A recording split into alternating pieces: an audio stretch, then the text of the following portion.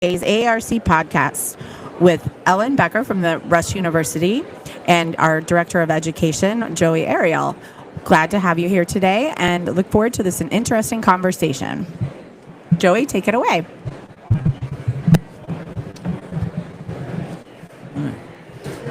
Hi, thank you for this opportunity to be able to have a little chat with Ellen Becker here. Start things off. So, let's see the Petty Lecture at Congress today. So what does being the Petty Lecturer at this year's Congress mean to you?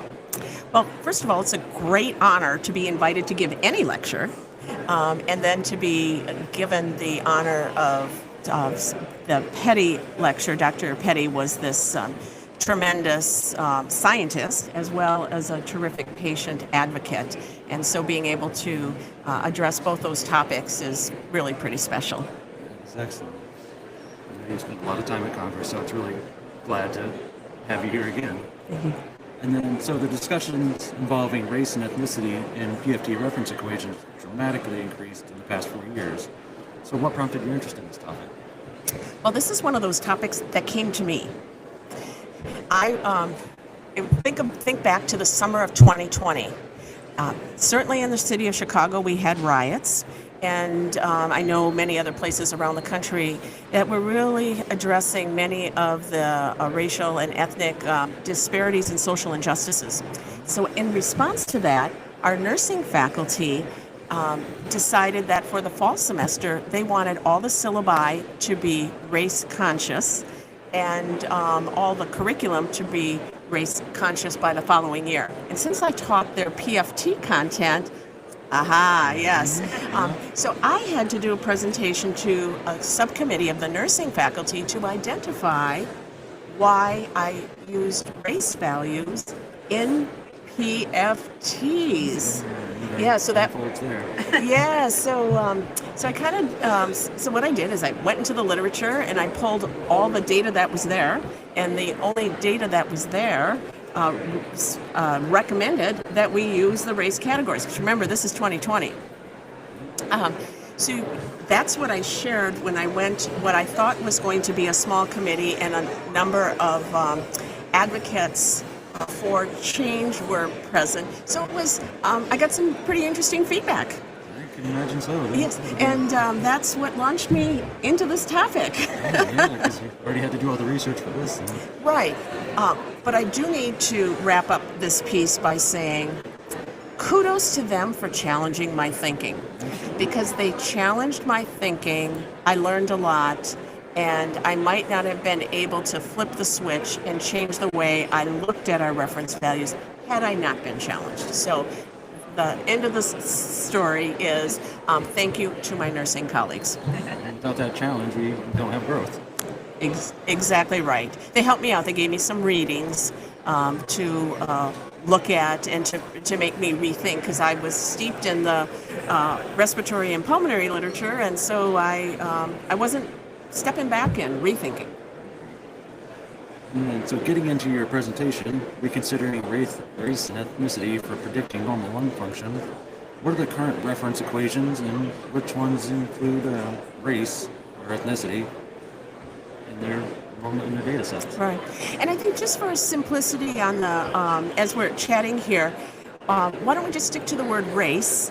But we know that when we use the word race, we mean race and ethnicity, so it's inclusive. It just makes the conversation a little easier.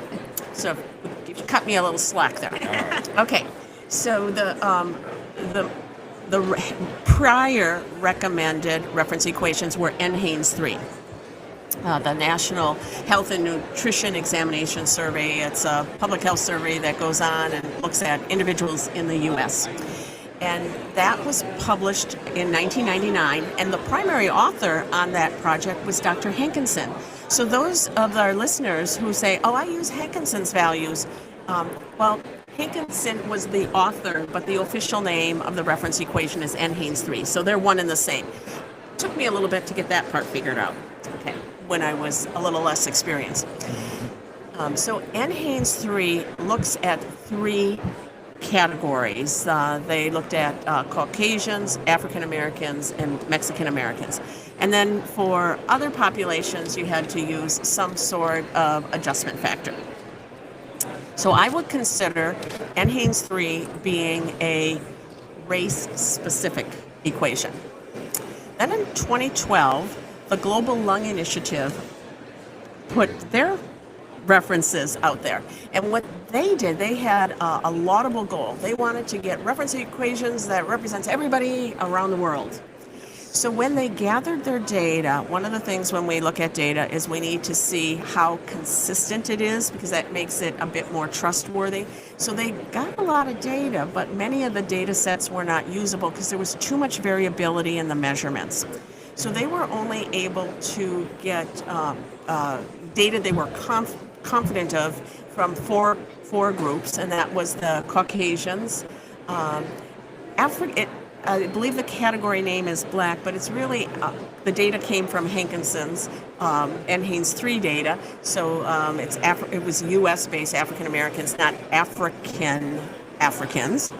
And then they had a Northeast Asian group and a Southeast Asian group. But remember, they're at the Global Lung Initiative, and so they need to have something that catches everybody. So they created a fifth category called Mixed Other.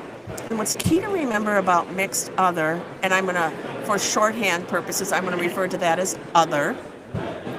They took all their data and they grouped it into one big category. They took the average of everybody. The dilemma with the Other category is that the vast, overwhelming number of individuals were Caucasian. And so that skewed, and Caucasians or whites have higher predicted lung volumes. So that took everybody else's values and made it higher. And so the next step was, how are we going to deal with this? Because this Caucasian group is really pulling up the values for the entire population. And that's when GLI Global came out, and that was at the end of 2022. And what they did is they took the same raw data that they used for GLI, they did inverse probability weights. So think of it as adjusting the values so that the larger populations had less weight and the smaller populations had more weight, just to try to even it out. So so that category I'm going to call race neutral. And it's race neutral because you do not enter a race into your prediction equation. It's just your age, height, and birth sex. With GLI, you could call it race specific because you have categories. You have the four racial categories, but Mixed Other could also be looked at as race neutral.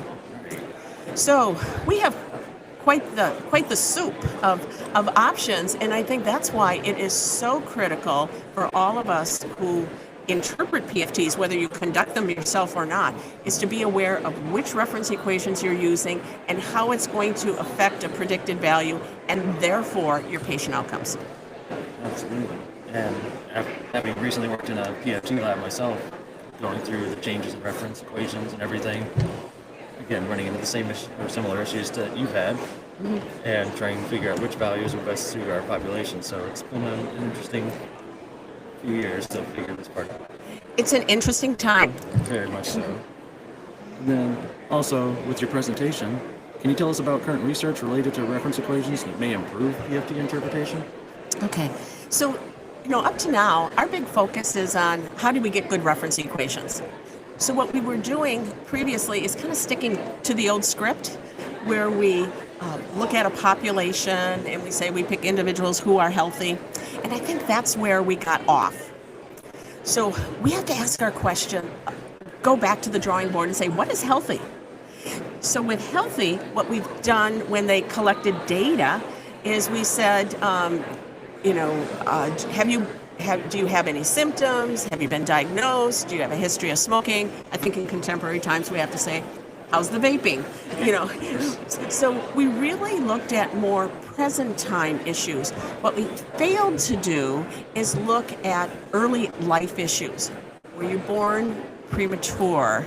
Were there other factors? What were your environmental factors that might have improved? I formerly lived in New York City, and when you get in all that congested traffic, and especially in neighborhoods which are heavy with truck routes, and looking at the inhaled pollutants, which was very different from my Midwestern farm girl upbringing, and the air was a lot fresher.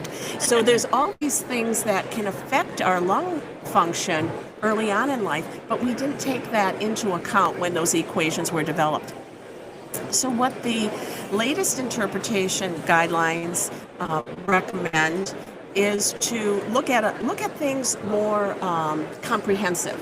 So don't just pay attention to what are the values and how they correspond to these reference populations, which, were they healthy? I don't know.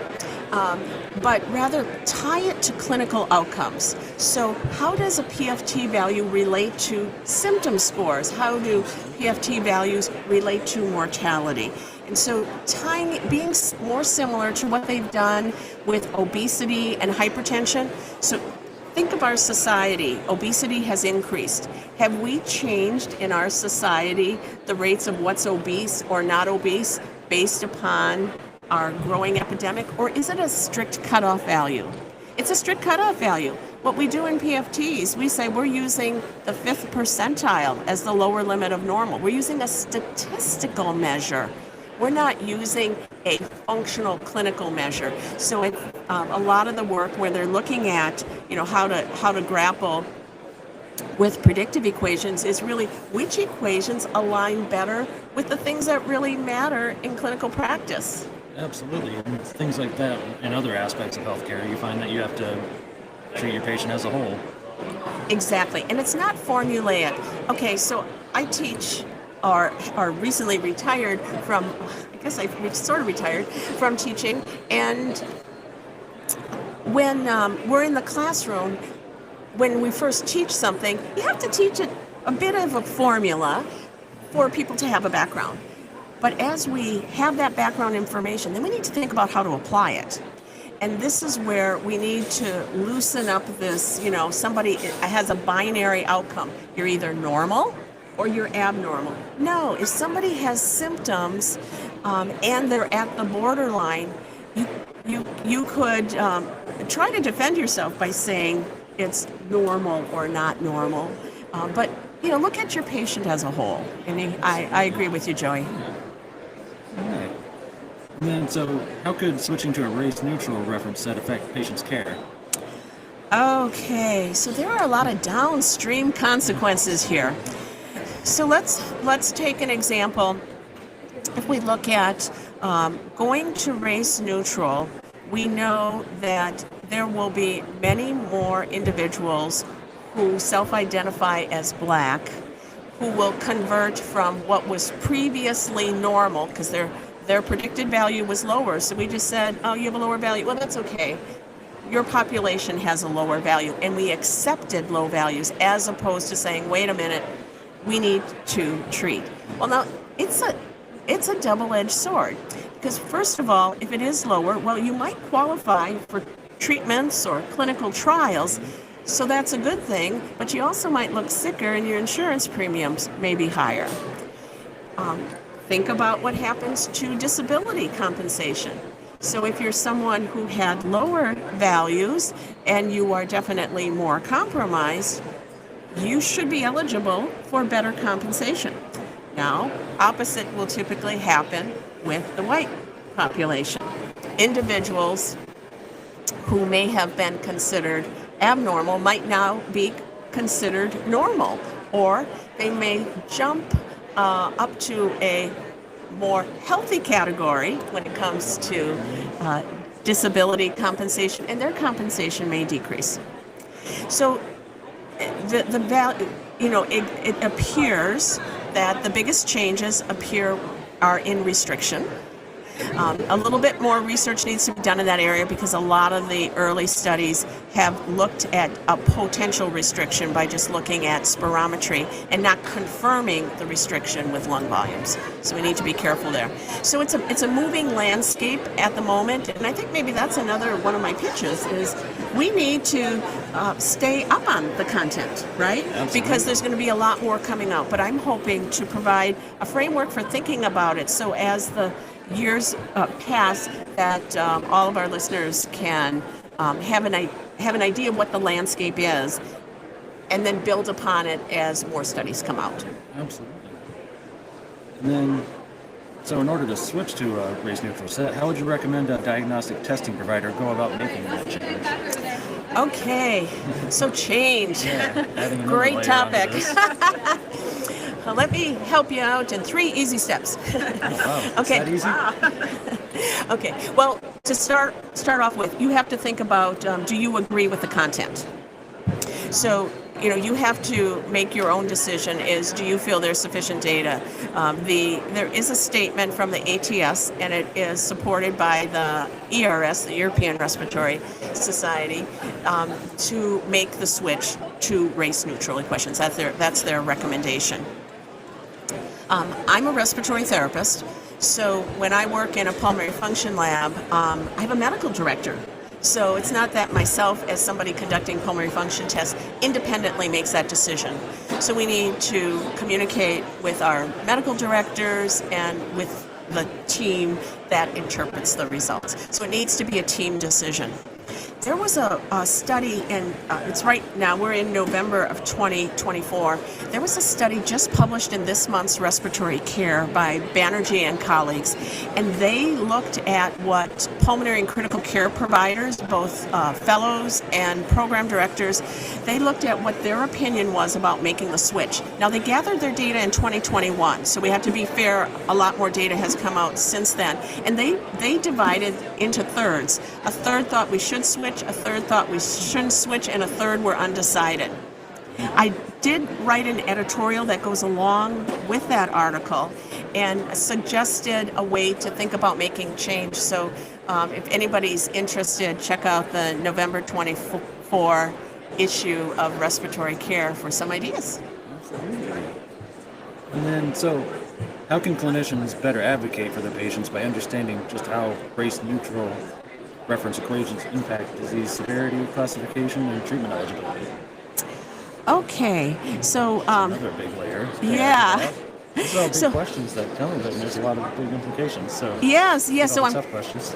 So I'm glad I'm glad you caught me early in the day. Right. So how do we take this on? And I'm sorry, Joey. Just one more time the first part of the question. Yeah. So how can clinicians better advocate for their patients? Okay. Yeah, so how can they say Right. how this might impact them and Right. how it's Okay. going to shape their care? Right. So in terms of advocating, we absolutely need to know which reference equations we're using.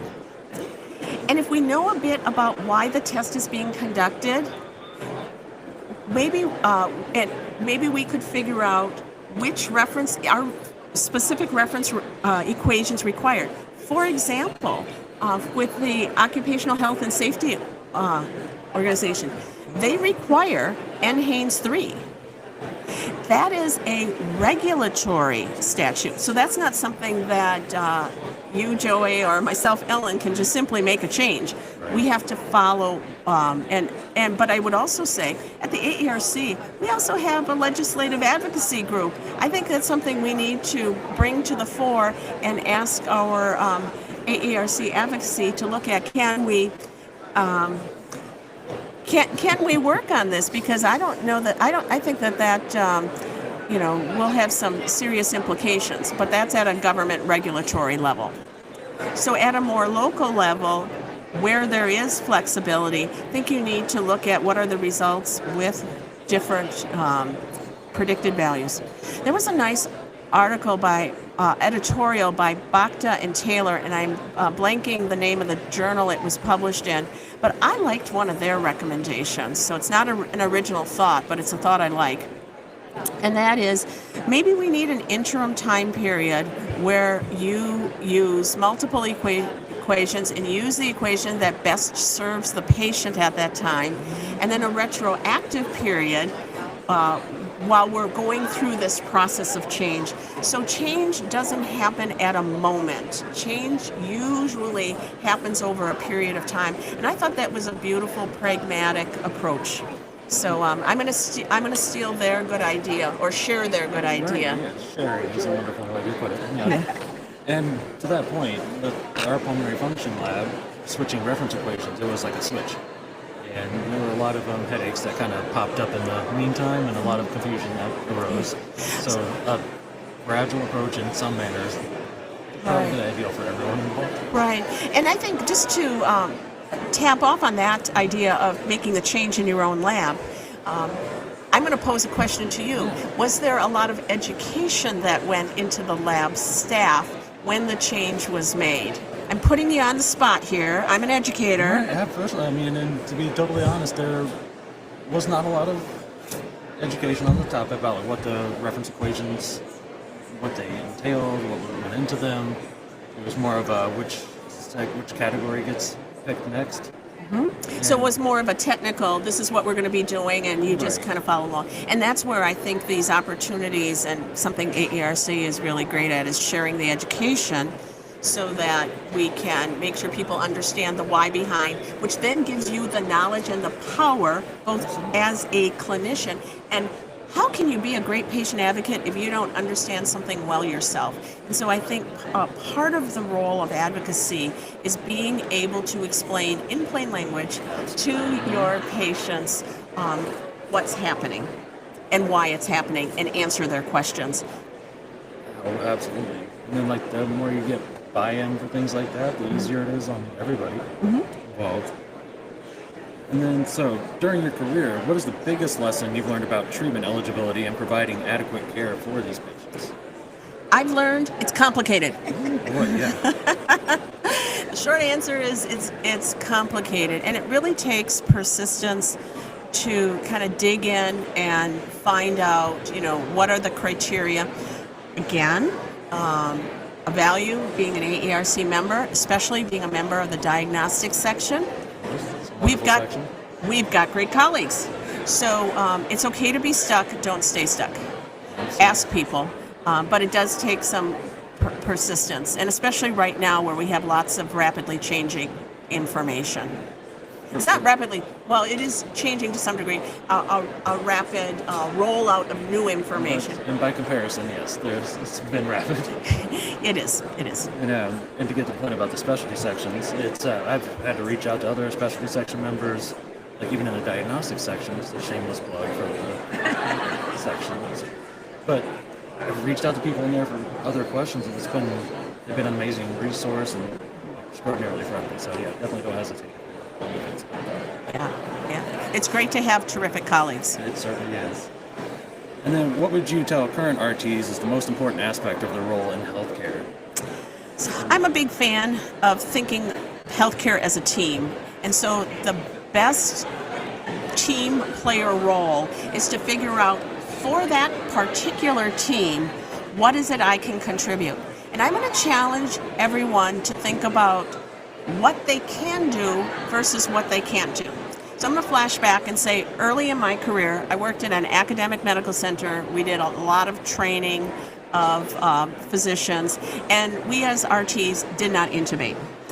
And several of my colleagues were really upset that we did not intubate at our facility. So I took a different approach. I wanted to be the best intubation supporter that I could be. So here we had all these residents and fellows who were learning their trade, but what could I do to make sure all their equipment was ready? When they needed a little coaching or assistance, I could be that person. When they slipped the tube in, the first thing the inexperienced people do is let go of the tube, so I was there to grab the tube before it moved. And so I would challenge everyone to look at what the system what it is you're doing, and there is so much that can be done. Don't focus on what you're not doing. Focus on the opportunities you have and do it well. Absolutely, and to build on that, like being the best that you can wherever you are right at that moment will only serve you well. Right. And then, you'll have, so I've been a respiratory therapist for over 45 years. And I have spent each decade doing something slightly different. So if you don't hit it in your first decade, don't stress about it. You've got other decades ahead of you. All right. And are there any other thoughts you'd like to share about this? I think as I reflect back on my career, I never thought I would do half the things that I have had the ability to do. I always knew that I would, work hard and I would have opportunities, but I never visualized and I never conceptualized I'd have the many opportunities I had ahead of me. So I think it took persistence, but I'm also going to plug, I got the opportunities because I advanced my education. I'm a graduate of an Associate of Applied Science degree program. So early on, I did go back and get my bachelor's degree. They didn't have the programs that are available now, so I couldn't transition to a degree advancement program. My undergrad is in zoology, so I did a lot of math and science, which helped me immensely because it meant I could read product manuals and understand and was a much better troubleshooter. It taught me library skills, which has helped me be able to read and digest literature. I did go on and get advanced degrees in education. That just happened to be my career pathway. But I think as best you can, if you can at a minimum get to that bachelor's degree and get that under your belt, it opens up so many doors and it gives you a seat at the table. I get invited to things and get asked to teach, especially when it's a physician audience, because I have a doctoral degree. I'm still the same Ellen, the solid respiratory therapist that always was. But in order to have the perception of credibility, there are sectors where you will, I'm not saying it's right, but I will say that there are sectors where you will get into those rooms that you might not have been invited to under other circumstances. So I'm going to plug education. Absolutely, it can definitely open all those doors. Thank you very much. It's always a pleasure chatting with you. And thank you, Joey and the AARC, for giving me this opportunity.